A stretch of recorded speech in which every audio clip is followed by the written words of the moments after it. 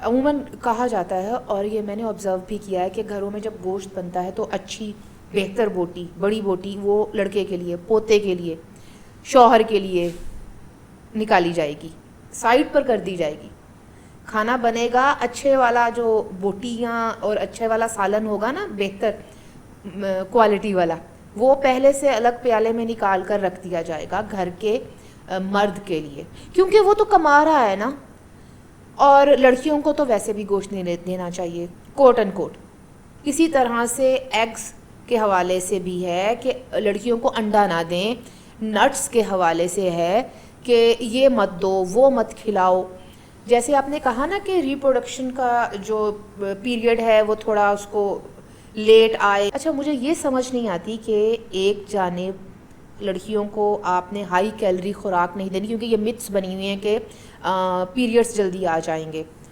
اس کے اوپر واویلا مچانا ہے، باقاعدہ روتے ہیں خواتین، بڑی بوڑھیاں رو کر ایک دوسرے کو تسلی دیتی ہیں، تھی جوان ہو گئی، اچھا رب نصیب چنگے کرے.